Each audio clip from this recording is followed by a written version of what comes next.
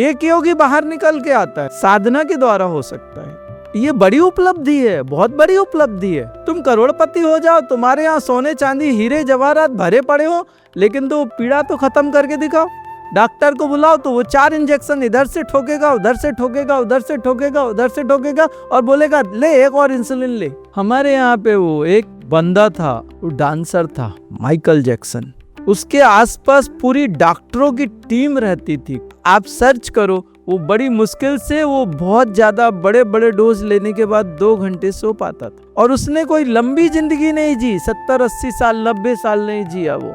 ये शक्ति का केंद्र है। सबकी तोंद निकलेगी, पक्का निकलेगी। अगर नहीं निकली तो साधु नहीं। अब नाराज मत हो जाना, विवाद मत करना, लेकिन ये बात सच है, ये शक्ति का केंद्र है। हम लोग शक्ति को यहाँ पे नहीं रखते, हम लोग शक्ति को यहाँ पे रखते, नाभि में रखते। शिवोहम शिवोहम शिवा स्वरूपम। साधना करके ये प्राप्ति होती। शिव नहीं मिलता, शिव बन जाते हैं। माया कहती है मायापति मेरे हैं, एक पत्नी कहती है ये पति मेरा है। जब आप 10,000 20,000 लोग कहोगे कि मायापति मेरा है, तो वो पत्नी क्या कहेगी? दूर रह, मैं शादी करके आई हूँ ना, मेरा पति है। ये खेल है जो तुम्हारे साथ खेला जा रहा है। ये महामाया का प्रपंच है और ये प्रपंच पूरे में फैला है और पागल बना रहा है सबको।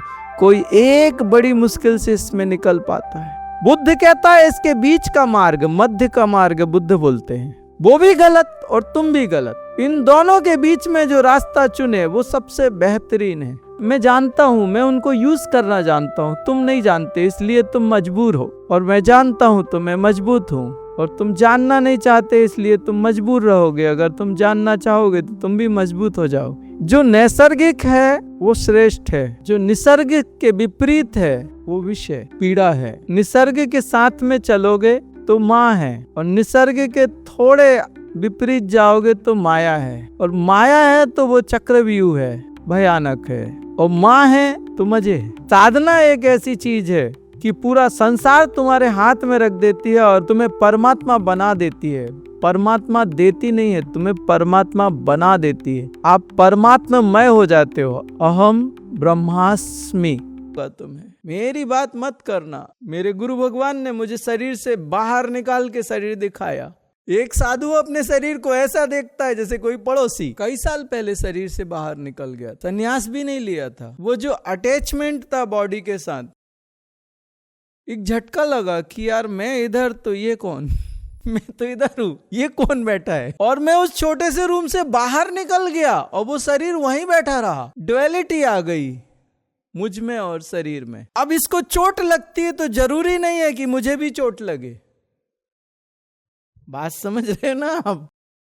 अब इसके साथ अगर कुछ होता है तो जरूरी नहीं है कि वो मेरे साथ ही हो रहा है। कितना सुरक्षित हो गया मैं। अगर ये नाव डूब रही है तो इसको छोड़ के मैं ऊपर आ सकता हूं, नाव से ऊपर सुरक्षित व्यवस्था में आ सकता हूं। तुम आ सकते हो।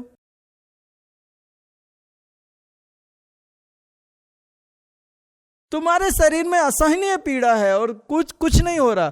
तुम थोड़ी देर के लिए शरीर से बाहर निकल के रिलैक्स कर सकते हो। यार बहुत तकलीफ हो गई, चल बाहर निकल आते, कर सकते हो। तुम्हें सहना पड़ेगा। एक योगी बाहर निकल के आता है, रहने दे, जान दे, मच बहुत हो गई, थोड़ी देर बाहर खुली हवा में घूम लेते, हवा के साथ एक होते। नहीं कर सकते तुम। साधना की ऊर्जा, साधना के द्वारा हो सकता है।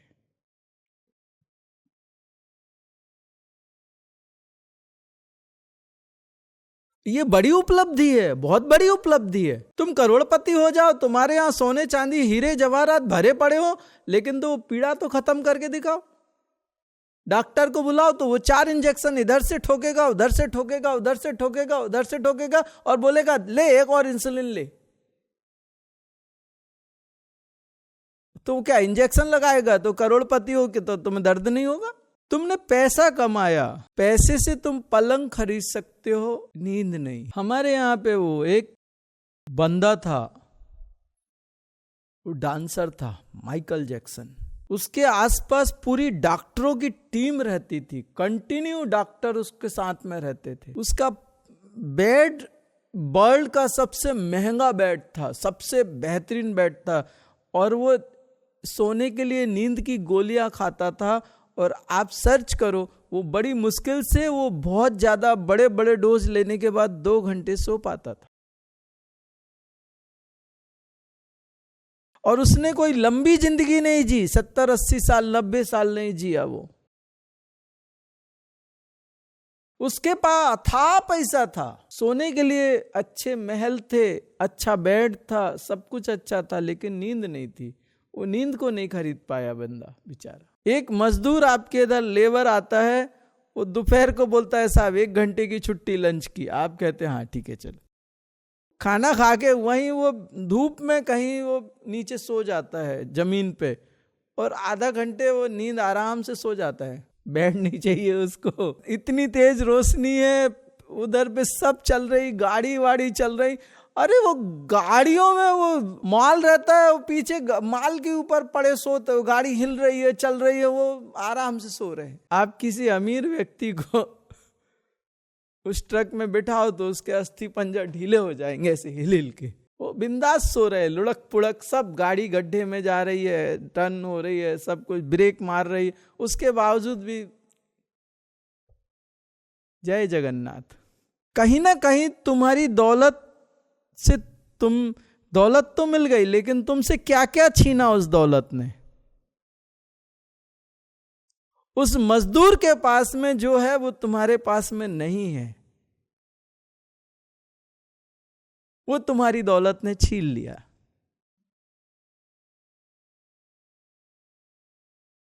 तुम्हारी दौलत तुमसे बहुत कुछ छीन लेती है। तुम्हारा समय, एक गोल्डन टाइम तुमसे खत्म कर देती है तुम्हारा। तुम दौलत के पीछे भागते रहते हो। आपको लगता है वो 6 पैक वाले भी सुखी होते होंगे? कुछ नहीं। हमारे जितने भी साधु हुए, उनके शरीर ऐसे नहीं हुए, ऐसे उनकी तोंदें ऐसी हुई। ये निकलेगी, निकलेगी, पक्का निकलेगी, क्योंकि हमारी शक्ति इधर नहीं रहती, इधर रहती है। साधुओं की शक्ति, ये शक्ति का केंद्र है। जितने भी बड़े बड़े साधु हैं, आप देख लो, बिना तोंद का मिलेगा ही नहीं। आप भी कह सकते हैं मेरे पास भी है, वो फैट है, वो फैट है। ये शक्ति का केंद्र है। सबकी तोंद निकलेगी, पक्का निकलेगी। अगर नहीं निकली तो साधु नहीं। अब नाराज मत हो जाना, विवाद मत करना, लेकिन ये बात सच है, ये शक्ति का केंद्र है। हम लोग शक्ति को यहां पे नहीं रखते, हम लोग शक्ति को यहां पे रखते, नाभि में रखते,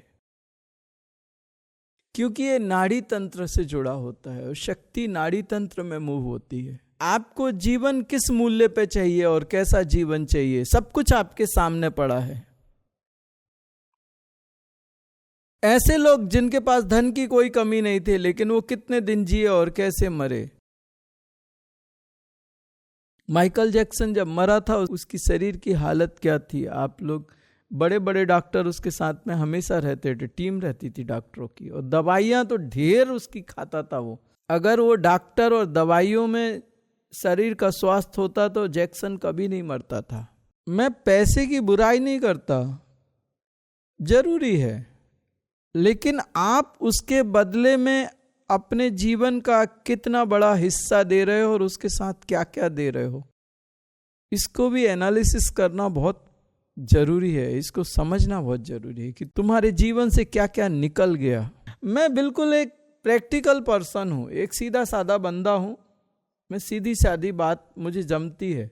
एक स्पोर्ट्स पर्सन होगा, जिस दिन वो स्पोर्ट्स खेलना बंद कर देगा, एक्सरसाइज करना बंद कर देगा, उसके शरीर में वो पेन आता है कि उसकी आत्मा जानती है कैसा पेन होता है उसके शरीर में।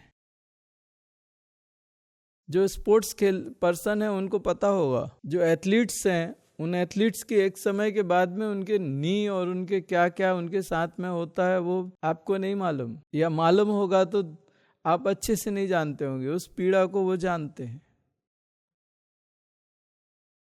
हर एक चीज की कीमत देनी पड़ती है आपको, हर एक चीज की।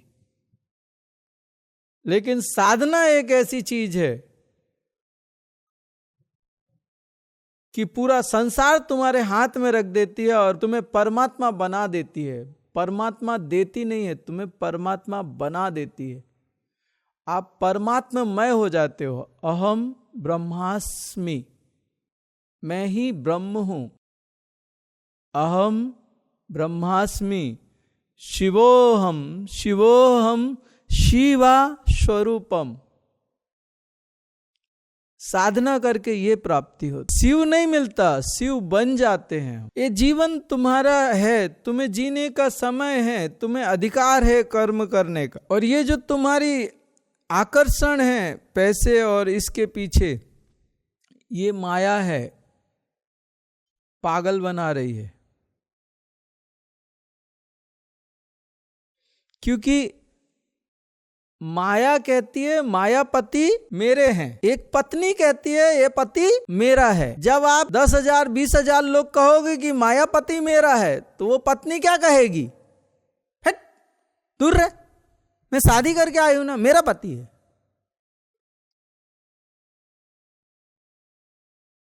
आप बात को समझिए, वो क्यों कर रही है आपसे छल? माया आपसे छल क्यों कर रही है? आप पत्नी हो, आपके पति के ऊपर 10,000 लोग अधिकार जमाए, आप क्या कहोगे? मैं फिर क्या हूं? आपके पति के ऊपर 10,000 लोग या 10,000 औरतें अधिकार जमाए, आप क्या कहोगे?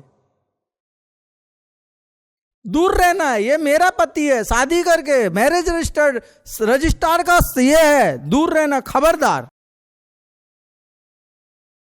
और आप अपने पति को इंस्ट्रक्शन देखो, शाम के 7 बजे गेट के भीतर। कहां जा रहे हो? क्या कर रहे हो? इतनी देर क्यों लगी? स्टार्ट हो जाएगा ना आपका भी। तो जब तुम परमात्मा की तरफ बढ़ते हो तो माया कहती है कि ये पति मेरा है, और तुम कहते हो नहीं मुझे परमात्मा चाहिए। नहीं, मैं नहीं देती, ये मेरा पति है, मैं क्यों दूंगी? साधारण औरत तुम्हें अपना पति ना दे, तुम माया पति को लेने चले हो। बात को समझो पहले। तो वो छलावा फैलाती है पूरा अपना, तुम्हारे को भ्रमित करने के लिए। या देवी सर्वभूतेषु भ्रांति रूपेण संस्थिता नमस्तस्यै नमस्तस्यै नमस्तस्यै नमो नमः। भ्रांति बन के फैल जाती है, वो भ्रम बन के फैलती है और तुम्हें पागल बनाती है। और तुम उस पागलपन में वो सब करते हो जो तुम्हारे विनाश का कारण हो जाता है। तुम्हारे अंदर थोड़ा कम हो गया तो शायद तुम परमात्मा की तरफ पलट सको। और जब तुम परमात्मा की तरफ पलटोगे और उसकी नजरें तुम्हारे ऊपर जाएंगी तो यकीन मानो वो माया तुम्हें दुलार ही करने वाली है, प्यार ही करने वाली है। वो मां बन जाती है फिर, या अलग हो जाता है। जब या लगता है तब बहुत कुछ हो जाता है। मां या, आपसे कोई पूछे ये तुम्हारी मां है या, तो बहुत कुछ आ जाता है या के बाद में, राइट। लेकिन या निकल गया, या देवी सर्वभूतेषु मात्र रूपेण संस्थिता नमस्तस्यै नमस्तस्यै नमस्तस्यै नमो नमः। मामला सेट हो जाता है उधर। अब या निकल गया, अब सिर्फ मां बची है।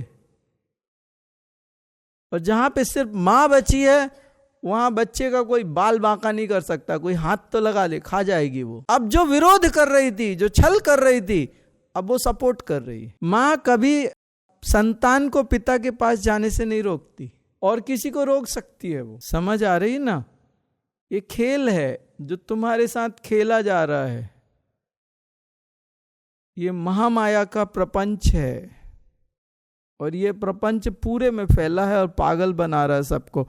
कोई एक बड़ी मुश्किल से इसमें निकल पाता है। बहुत बड़ी भीड़ में करोड़ों करोड़ों में से कोई एक ही निकल पाता है, एक ही, बड़ी मुश्किल से निकल।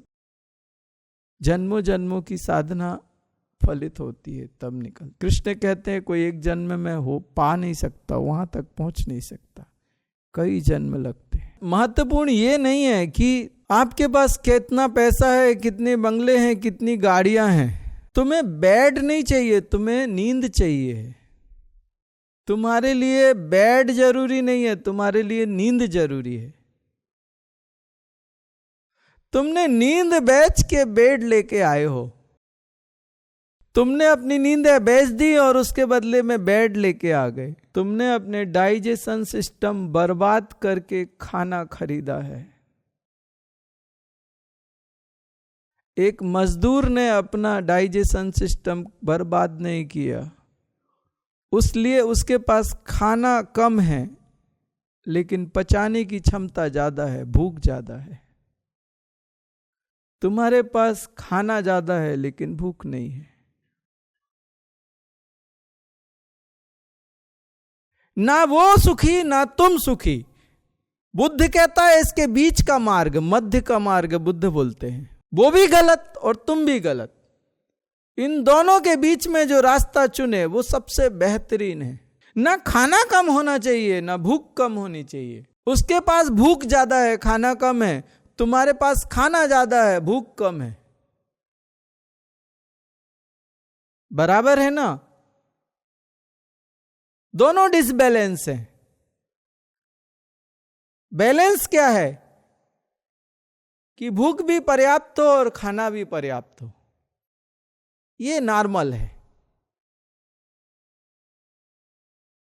मैं इस बात को स्वीकार करता हूं, मैं इस चीज को एक्सेप्ट करता हूं। ना मैं उस मजदूर का पक्ष लेता हूं ना तुम्हारा पक्ष लेता हूं। और ये चीज मैंने अपने अंदर डाली, मेरे अंदर भूख बढ़िया लगती है और मैं बढ़िया पेट भर के खाता हूं। डाइजेशन सिस्टम भी अच्छा है, सब ठीक है, वो कोई प्रॉब्लम नहीं है। मुझे औषधियां नहीं लेनी पड़ती, भूख भी है और खाना भी है। और नींद की तो बात मत करना तुम मुझसे, मेरे पास नींद नहीं है। मैं 3 दिन में सिर्फ 1 या 1.5 घंटे मुश्किल से सोया हूं। 2 घंटे से भी मुझे लगता है आसपास 2 घंटे सोया हूं 3 दिन और 3 रातों में। ज्यादा से ज्यादा 2 घंटे से थोड़ा आसपास, कुछ नींद नहीं है मेरे पास। लेकिन ध्यान रखिए, आप आज बोल दीजिए नींद की साधना करो, ऐसी करूंगा कि तुम पूरे नींद में चले जाओगे। कारण कि मैं उन एनर्जीज को मैं उन एनर्जीज को जानता हूं जो यूनिवर्स से जब मैं बुलाता हूं तो तुम्हारे अंदर नींद ही नींद आ जाएगी, तुम सोते ही रहोगे। अगर तुम्हें बहुत जागना है तो वो भी कर दूंगा। कारण है कि एनर्जी, मुझे मालूम है कि कौन सी एनर्जी है।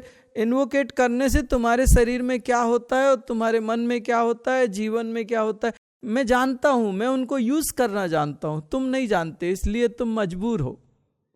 और मैं जानता हूं तो मैं मजबूत हूं, और तुम जानना नहीं चाहते इसलिए तुम मजबूर रहोगे। अगर तुम जानना चाहोगे तो तुम भी मजबूत हो जाओगे। जिसके लिए वो माइकल जैक्सन को इतनी गोलियां खानी पड़ती थी, इतना बड़ा टीम लगाना पड़ता था, इतना सब कुछ करना पड़ता था और नींद नहीं आती थी।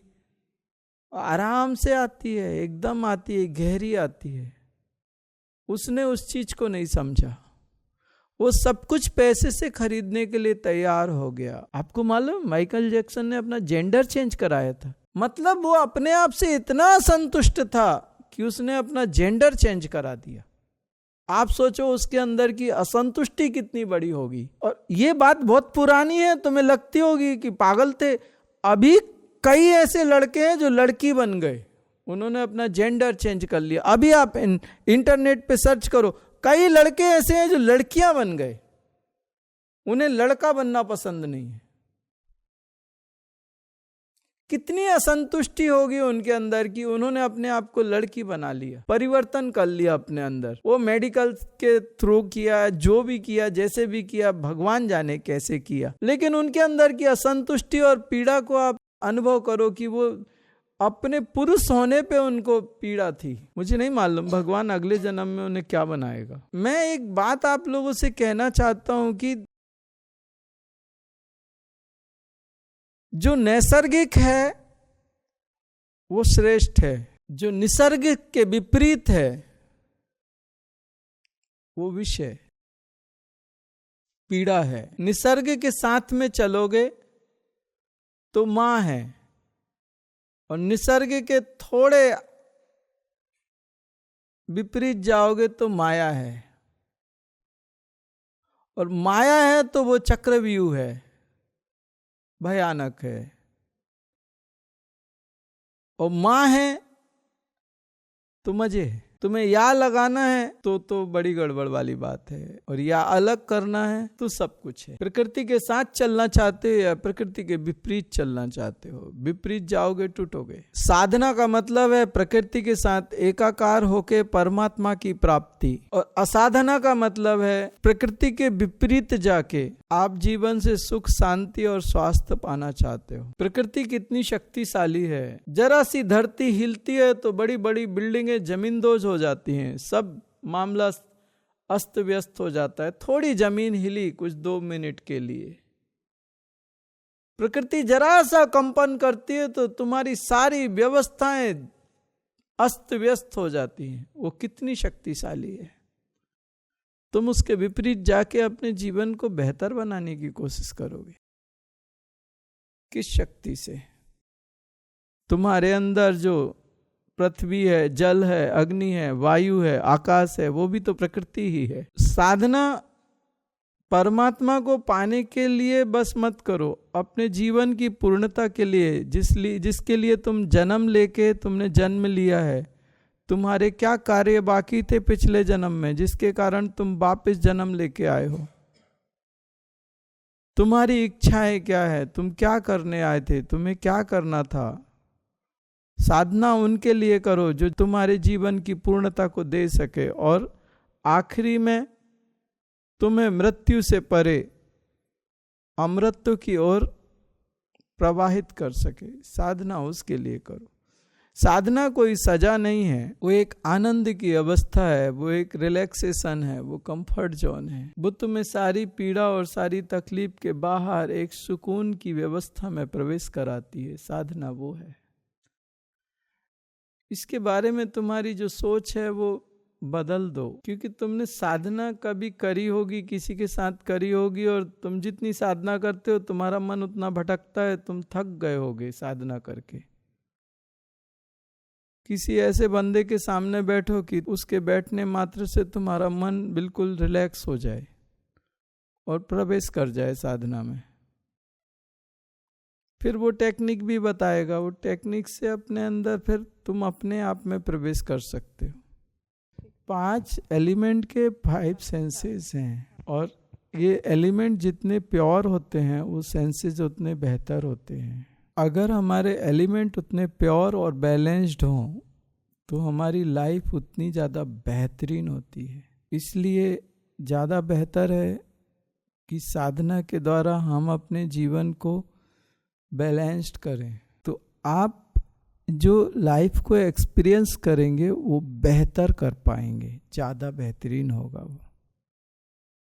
परमात्मा जब मिलेगा या बनोगे तब बात छोड़ दो, लेकिन अभी तो लाइफ और बेहतर होगी ना। उस कचौरी का स्वाद और ज़्यादा बेहतरीन आएगा, वो ढोकले और ज़्यादा टेस्टी लगेंगे।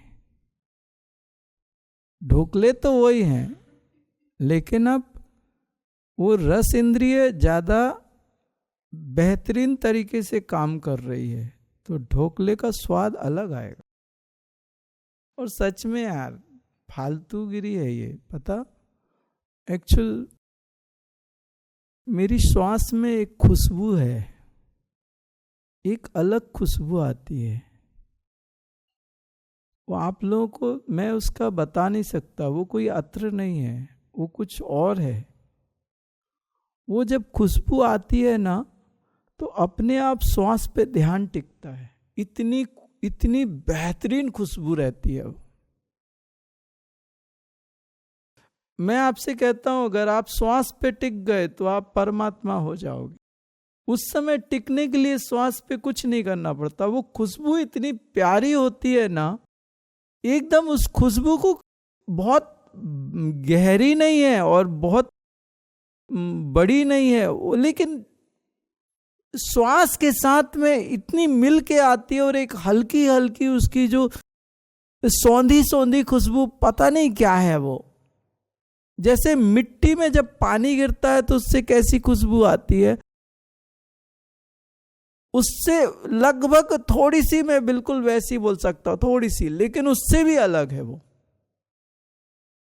लाइट है और एक अलग है वो, और इतनी प्यारी है ना कि जब वो आती है ना तो ऐसे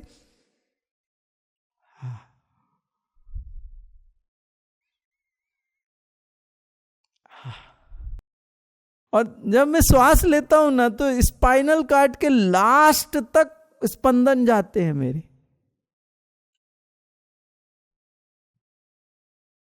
यहां से यहां श्वास जाती, स्पंदन पूरे लास्ट तक जाते, लास्ट तक। क्योंकि खुला है ना, खाली है ना, कर्म नहीं है उतने, वैसे नहीं है, तो वो पूरा ट्रांसपोर्टेशन एकदम फास्ट होता है, ट्रैफिक नहीं है यहां। वो एनर्जी नीचे तक मूव करती है, ऊपर से नीचे तक।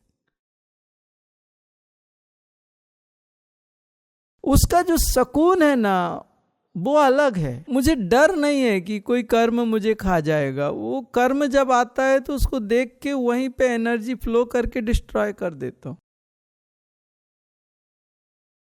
वो बात अलग है कि ना करूं, आने दूं और खाने दूं, वो मेरी मर्जी है।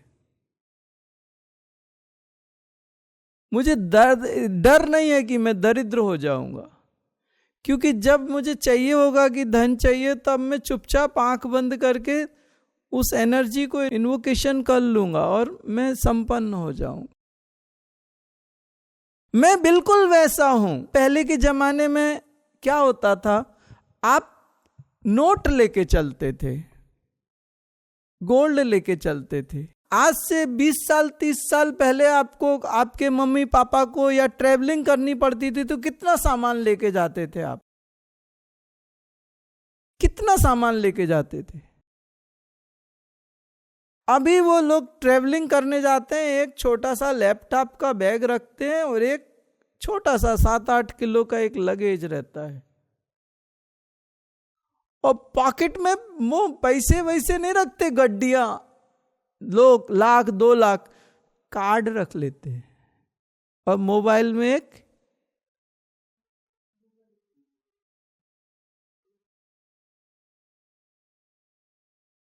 तो आप मुझे सोचो, मेरे पास पैसे नहीं हैं लेकिन मैं कभी भी निकाल सकता हूं, तो मैं हाईटेक हुआ कि नहीं, और आप ओल्ड वर्जन हो कि नहीं, समझ रहे ना। मैं बोझ लेके चलता नहीं हूं, लेकिन जब भी लगा मुझे, मैं स्वाइप कर देता हूं।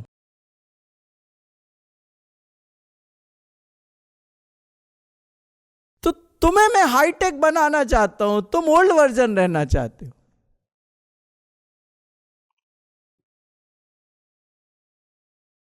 तुम्हें मैं अपग्रेड करना चाहता हूं, अपडेट करना चाहता हूं, तुम कहते हो नहीं ऐसे ठीक है। तुम में और मुझ में इतना अंतर है कि तुम्हारे पास है और तुम उसको लाद के चल रहे हो, और तुम्हें डर है कि चोरी हो जाएगा। मेरे पास है नहीं है, लेकिन मैं कितना भी निकाल सकता हूं, और मुझे चोरी होने का भी डर नहीं है कि मुझसे कोई चुरा लेगा। तुम्हें डर है कि आज है कल नहीं होगा, तो क्योंकि तुम इंडिविजुअल कॉन्शियसनेस है तुम्हारी। तुम्हारे पास आज 50 लाख रुपया है, हो सकता है कि कल 5,000 बच जाए,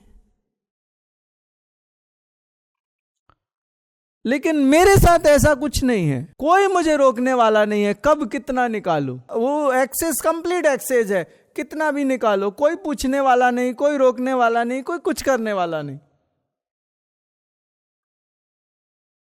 मेरे मालिक ने मुझसे कहा था, किसी से मत मांगना, जिससे मांगोगे उसको वापस करना पड़ेगा, और अगर नहीं किया तो वापस जन्म लेके वापस करना पड़ेगा, ऊपर से निकाल लेना। तुम्हारे को मेहनत करनी पड़ती है, और मैं सुकून से निकालता हूं, आराम से निकालता हूं। बहुत साल पहले मैंने कुछ 1 या 2 घंटे साधना की थी। वो 1 या 2 घंटे की साधना, उसके बाद मैंने धन की साधना नहीं की। वो 2 घंटे की 1 घंटे 40 मिनट की साधना, आज तक मुझे धन की कमी नहीं होने दी उसने। मुझे लगता है 18 साल कुछ हो गए उस साधना को किए, आज तक कमी नहीं होने दी उसने। तुम मेरे जैसे बनना चाहते हो तो मेरे रास्ते पे आओ। एक करोड़पति रोडपति हो जाता है, हम लोग तो रोड पे ही हैं और कभी भी करोड़पति हो सकते हैं। हमारे ऊपर है, हमारी तकदीरें हमारे हाथ में है, जब चाहिए जो लिखो। इसी के लिए जंगल गया था मैं, मन में बड़ी पीड़ा हुई। मेरे सारे दोस्त सेलिब्रेट कर रहे थे अपनी लाइफ को और मैं जंगल में पड़ा था। संन्यास ले लिया था, सबको छोड़ दिया था गहरे जंगलों में। कितनी पीड़ा थी मेरे अंदर, मन कहता था, लेकिन गया। आज मुझसे बड़ा राजा बताओ आप कोई हो? हम सब राजा हैं, जो इस मार्ग के हैं हम लोग राजा ही हैं। इसीलिए शायद महाराज कहा जाता है। आप लोग तो रसोइयों को भी महाराज कहते हो, सच में हम लोग महाराज हैं। एक इशारा होता है, प्रकृति अपनी व्यवस्थाओं को व्यवस्थित करना स्टार्ट कर देती है। मैं सिर्फ तुम्हारे हाथ पैर ठीक नहीं करता,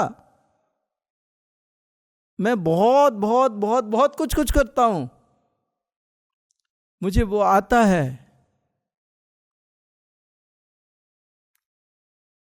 मुझे सिर्फ हड्डी वड्डी ठीक करना या ये ठीक करना बस नहीं आता, मुझे सब आता है। आपको बताता नहीं हूं। आपके एटीएम कार्ड है ना, तो आप पैसे निकाल के जेब में भर के नहीं घूमोगे। आपके मोबाइल में यूपीआई है ना, वो जी पे है ना, ये फोन पे है ना, तो आप नोट लेके नहीं चलोगे। हमारी हालत बिल्कुल वैसी है। हम फक्कड़ होके भी बहुत समृद्ध हैं और हम समृद्ध होके भी फक्कड़ हैं। हम छोटे से छोटे हैं और हम बड़े से बड़े हैं। इस स्थिति को पाने के लिए प्रयास भी किए, जन्मों जन्मों की साधना है, कई जन्मों की साधना है।